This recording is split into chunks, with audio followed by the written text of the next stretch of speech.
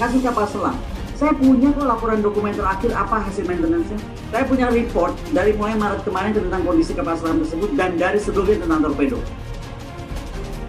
Pertama, dia beli Hilux-nya tuh utuh, yang diambil hanya sasis.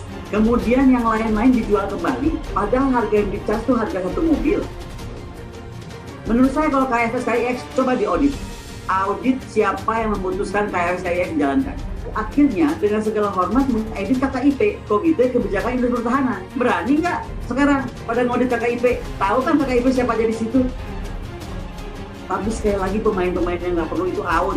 Makanya saya tuh sekarang mendorong betul DPR pengguna anggaran jangan cuma di Kemhan.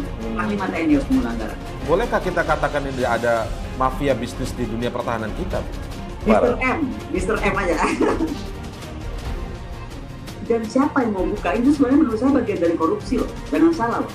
Pengalaman saya blackout itu terjadi karena biasa di kapal itu kalau ada atau saya jelaskan dulu itu power dari kapal selam itu dari baterai itu arusnya DC, kemudian peralatan yang ada di kapal selam itu menggunakan arus AC dari DC menjadi AC lewat konverter. Nah, kalau ada berapa konverter itu untuk melayani beberapa peralatan. Nah, ada satu konverter yang bebannya lebih sehingga dia jatuh dan itu saklarnya itu yang jatuh. Jadi otomatis tenaga untuk menggerakkan peralatan atau lampu-lampu penerangan itu blackout. Okay. Tapi karena kita dibekali oleh satuan kapal selam itu, setiap anak buah kapal itu punya senter. Jadi langsung kita menggunakan senter itu mencari saklar yang jatuh itu dan langsung ketemu karena anak buah kapal selam itu harus menghafal semua peralatan yang ada di kapal, apa gunanya dan di mana letaknya. Jadi langsung ketemu, kita on-kan lagi saklarnya, everything is okay. Itu yang pertama.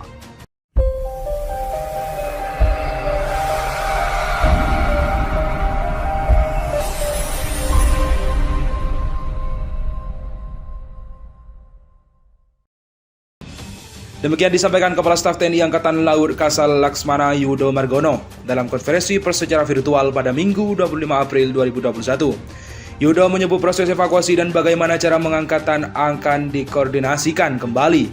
Evakuasi nanti kita ke Surabaya atau sesuai permintaan keluarga karena di Banyuwangi ini ada 3 orang juga, ujarnya. Kapal KRI Nanggala 402 diketahui tenggelam dan berada pada kedalaman 838 meter. Menurut dia, dengan kondisi tersebut kecil kemungkinan seluruh awak kapal dapat diselamatkan. Kondisi dengan kedalaman 838 meter ini sangat kecil kemungkinannya awak kapal KRI Nanggala diselamatkan, kata Yudo. Selain itu, Yudo mengatakan pihaknya akan memberikan penghargaan kepada seluruh awak kapal KRI Nanggala 402 berupa kenaikan pangkat. Dan itu kami akan ajukan secara berjenjang kepada Bapak Presiden, yaitu berupa kenaikan pangkat dan segera kita akan proses, ucapnya. Sebelumnya, Yudo mengatakan MV Sweet Rescue menemukan kontak visual kapal KRI Nanggala 402. Adapun badan kapal yang terbelah menjadi 3 bagian ditemukan di kedalaman 838 meter. Ia mengatakan ada bagian kapal yang masih utuh tetapi terdapat bagian yang retak kecil. Bagian terbuka ini menayangkan gambar berserakan tidak terlalu jelas karena bawah laut tidak terang tadi pagi ini. Bagian-bagian dari dalamnya kapal dan ini bagian terbuka dan lapasnya, ucapnya. Kasus kapal selam. Saya punya kok laporan dokumen terakhir apa hasil maintenance-nya. Saya punya report dari mulai Maret kemarin tentang kondisi kapal selam tersebut dan dari sebelumnya tentang torpedo. Pertama, dia beli Hilux-nya tuh utuh, yang diambil hanya sasis. Kemudian yang lain-lain dijual kembali, padahal harga yang dicas tuh harga satu mobil.